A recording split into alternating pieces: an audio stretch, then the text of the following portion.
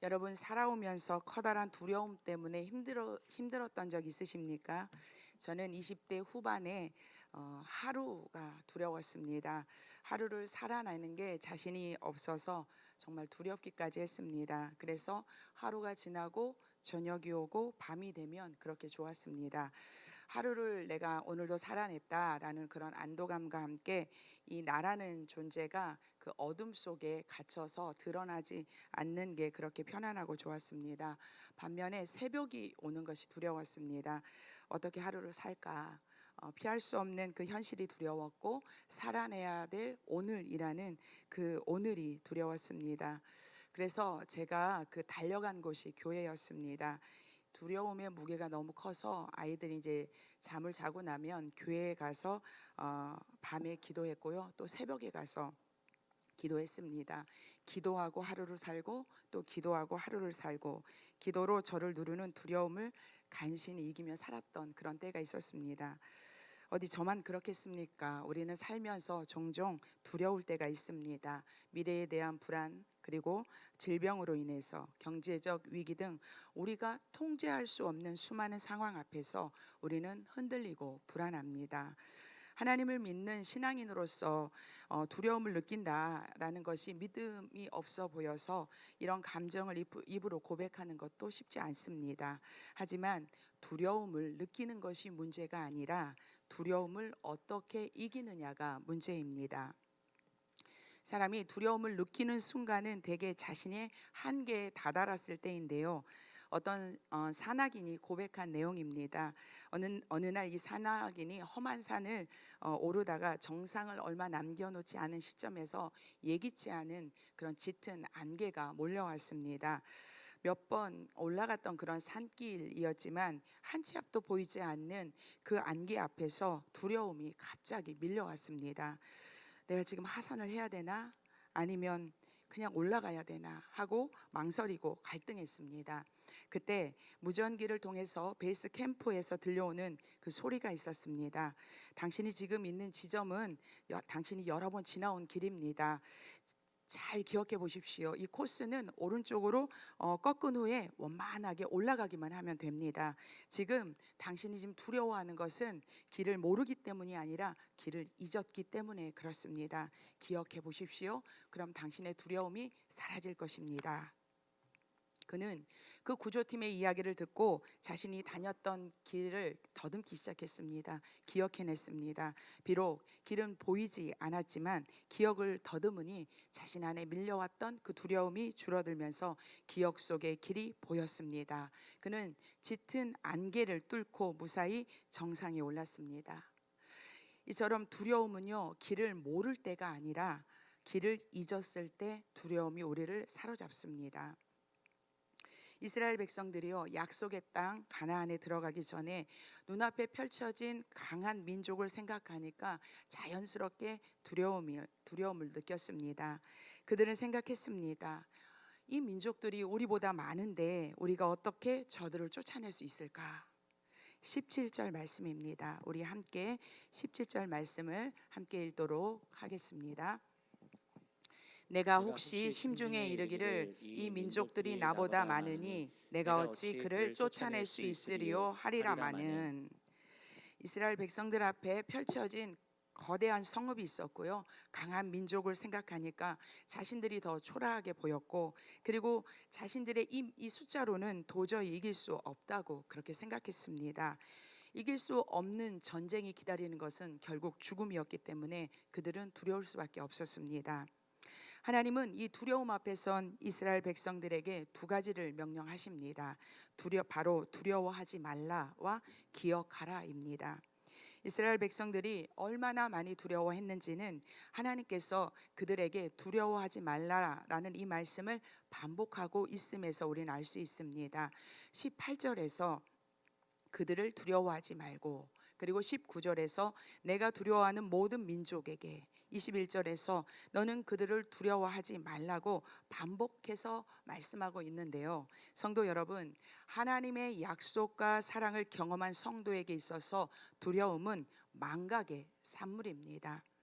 우리가 과거에 그렇게 걱정하고 두려워했던 일이 해결되고 편안해진 것은 나의 능력이나 다른 사람의 누군가의 도움이 아니라 바로 하나님이 열심히 우리를 위해서 일하셨기 때문입니다.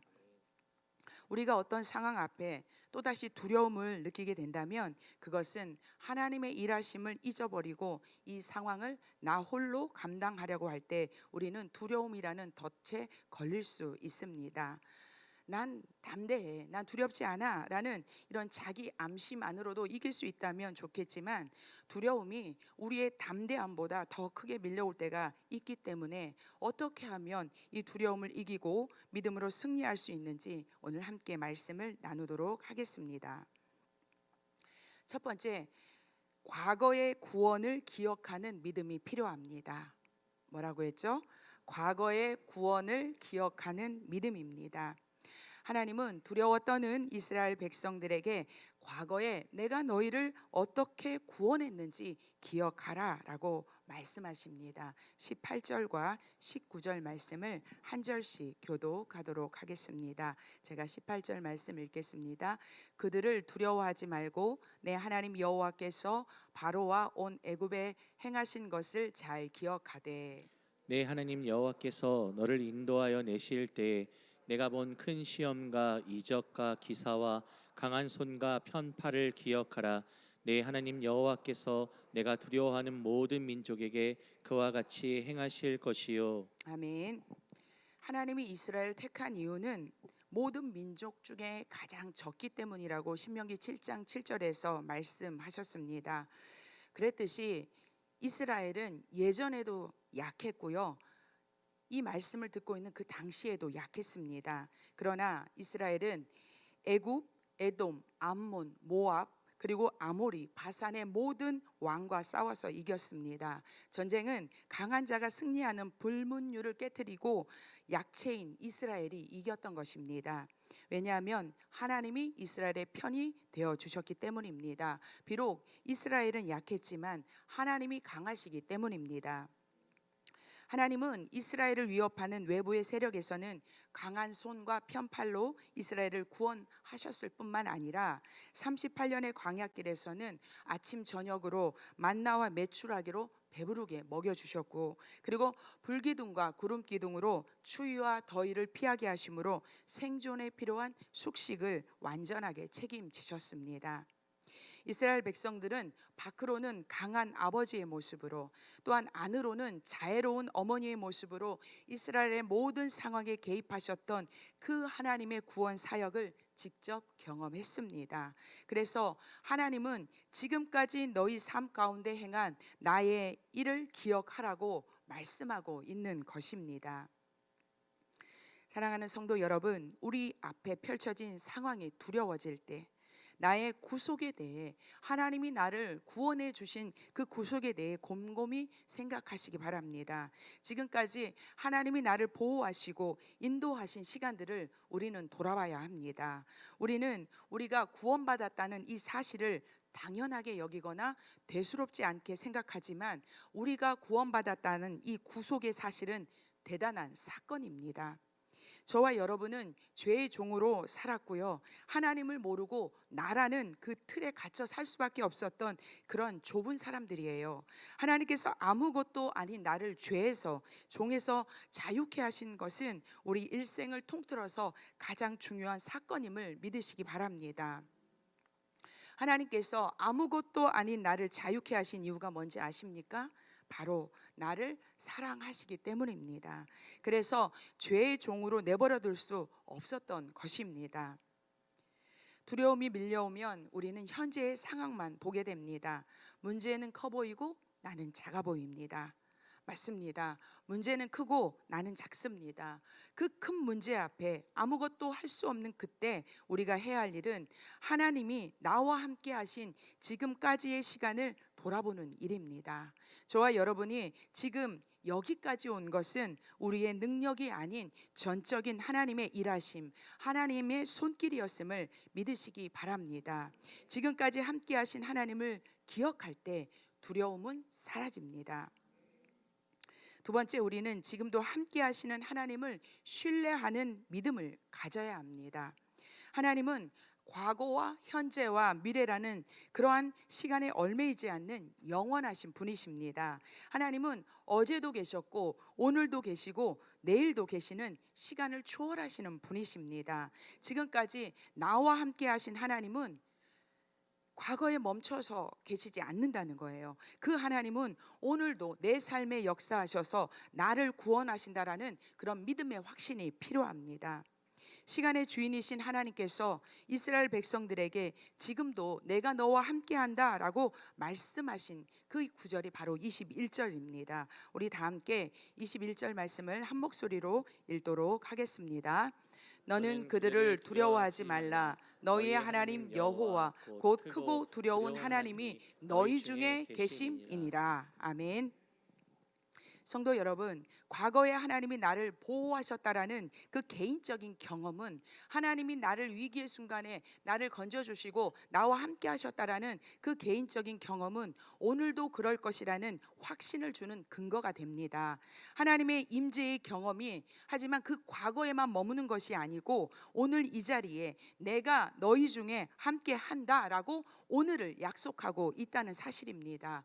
크고 두려운 하나님이 우리 중에 계신다라는 이 사실은 오늘을 살아가는 우리들에게 가장 큰 힘이 되는 줄 믿습니다. 성도 여러분, 하나님은 우리가 두려워하는 그 무엇보다도 더 크고 더 두려운 분이십니다.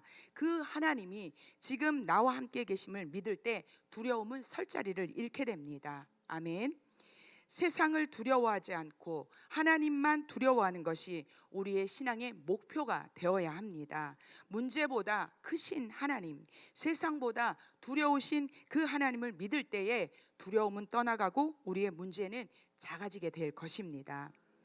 세 번째, 과거와 현재를 기억하는 자는요, 미래를 두려워하지 않습니다. 과거에 함께 하신 하나님의 그 표적과 기사를 기억하고 오늘도 나와 함께 하시는 하나님을 믿는 사람은 내일도 하나님께서 나를 위해서 일하심을 바라볼 수 있게 됩니다. 하나님께서 이스라엘 백성들을 향해서 네가 직면한 문제들을 해결해 주실 것이다 라고 말씀하고 있는데요, 22절부터 24절까지 우리 한 절씩 교독하도록 하겠습니다. 제가 22절 말씀 읽겠습니다. 내 하나님 여호와께서 이 민족들을 내 앞에서 조금씩 쫓아내시리니 너는 그들을 급히 멸하지 말라. 들짐승이 번성하여 너를 해할까 하노라. 내 하나님 여호와께서 그들을 내게 넘기시고 그들을 크게 혼란하게 하여 마침내 진멸하시고, 함께 읽겠습니다. 그들의 왕들을 내 손에 넘기시리니 너는 그들의 이름을 천하에서 제하여 버리라. 너를 당할 자가 없이 내가 마침내 그들을 진멸하리라. 아멘. 두려워 떠는 이스라엘 백성들에게 하나님께서 가나안 족속의 왕을 넘겨줄 것이고 그리고 마침내 그들은 진멸당할 것이다라고 약속하고 있습니다. 그런데 그 방법이요, 일시에 단번에 이루어지지는 않을 것이라고 말씀하고 있는데요, 22절에서 이 민족들을 내 앞에서 조금씩 쫓아내시겠다라고 하셨습니다. 하나님은 분명 하룻밤 사이에도 급진적으로 가나안 족속들을 다 진멸할 수 있는 분이십니다. 하지만 그럴 수 있음에도 하나님은 단번이 아닌 조금씩이라는 방법을 택하셨습니다. 만약 하나님께서 가나안 땅을 하루 만에 정복하신다면 이스라엘 백성들뿐 아니라 주변 나라들까지 하나님의 이름을 높였을 것입니다. 놀라운 하나님의 업적이 되었을 것입니다. 하나님은 전능하시기에 분명 그렇게 하실 수 있으십니다. 그럼에도 하나님은 급하게 멸하지 않고 조금씩 7년이라는 시간 동안 가나안을 정복하게 하셨습니다. 우리는 갑작스럽고 초자연적인 하나님의 일하심을 기대합니다. 극적이고 기적적인 역사를 기대합니다. 하지만 하나님은 특별한 경우가 아니고는 갑작스럽게 일하지 않으십니다. 우리는 순식간에 문제가 해결되어서 짠 하고 하나님이 살아계심을 보여주고 싶고요. 하나님이 나를 얼마나 사랑하시는지 보고 싶어 합니다. 하지만 하나님은 그것이 우리에게 그리 좋은 방법이 아님을 아시기 때문에 조금씩 점진적으로 상황을 바꾸시면서 우리를 단련시키십니다. 우리의 옛 사람과 그리고 우리 안에 있는 이 죄성은 놀라운 기적을 경험할 때 변화지는 것이 아닙니다. 우리의 그 옛 습성과 죄성은 점진적으로 조금씩 변하는 상황 속에서 벗어날 수 있습니다. 기적 같은 일을 경험했다고 해서 하나님의 사람으로 하루아침에 온전하게 변하지 않기에 하나님은 우리가 기도하는 모습을 통해서 우리가 순종하는 모습을 통해서 우리의 문제와 상황을 조금씩 점진적으로 쫓아내시는 것입니다. 예수님께서 12명의 제자를 세우기까지 3년이라는 긴 시간이 걸렸습니다.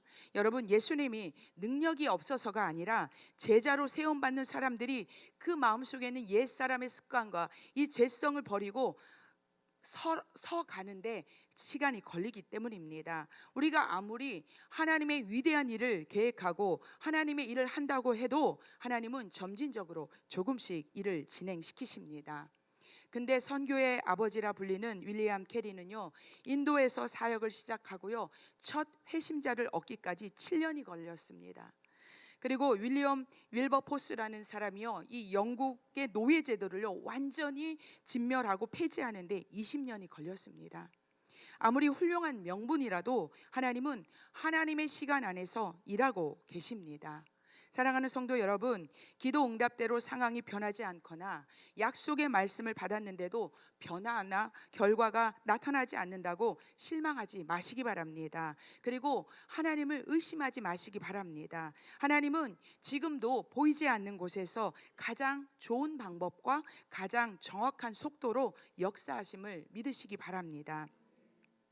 믿음은 내가 할 수 없을 때에 하나님의 일하심을 바라보는 것이 믿음입니다. 그 믿음이 있을 때 두려움은 무너집니다. 하나님의 일하심을 우리가 확신할 때 우리를 두렵게 하는 그 두려움은 떠나갑니다. 이제 이스라엘 백성들이 해야 할 일은 자신들과 함께 하실 하나님을 믿고요, 거룩한 삶을 살아가는 것입니다. 25절과 26절 말씀을 한 절씩 교독하도록 하겠습니다. 제가 먼저 읽겠습니다. 너는 그들이 조각한 신상들을 불사르고 그것에 입힌 은이나 금을 탐내지 말며 취하지 말라. 내가 그것으로 말미암아 올무에 걸릴까 하노니 이는 내 하나님 여호와께서 가증히 여기시는 것임이니라. 너는 가증한 것을 내 집에 들이지 말라. 너도 그것과 같이 진멸당할까 하노라. 너는 그것을 멀리하며 심히 미워하라. 그것은 진멸당할 것임이니라. 가나안에 들어가는 이스라엘 백성들이 가져야 했던 진짜 두려움은 따로 있었습니다. 그것은 가나안에 들어가서 내가 거룩하게 살 수 있을까라는 그런 두려움이어야 합니다. 가나안에는 하나님의 백성으로 살 수 없게 하는 수많은 유혹들이 기다리고 있습니다. 그들이 두려워해야 할 것은 가나안 민족의 그 숫자나 강함이 아니라 자신들의 신앙을 흔들 수밖에 없는 유혹에서 내가 얼마나 거룩을 지켜낼 수 있을까라는 두려움이어야 했습니다.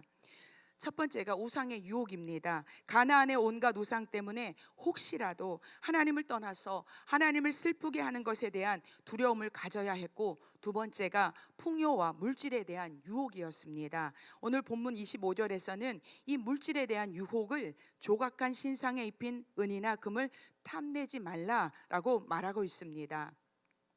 모세의 계속된 명령에 이스라엘 백성들은 가나안에 들어가면 우상을 모조리 없애겠다고 다짐했을 것입니다. 그러나 우상을 없애는 것은 당연한 일이고 우상에 덧입혀진 그 은과 금까지도 탐내서는 안 된다라는 말씀입니다.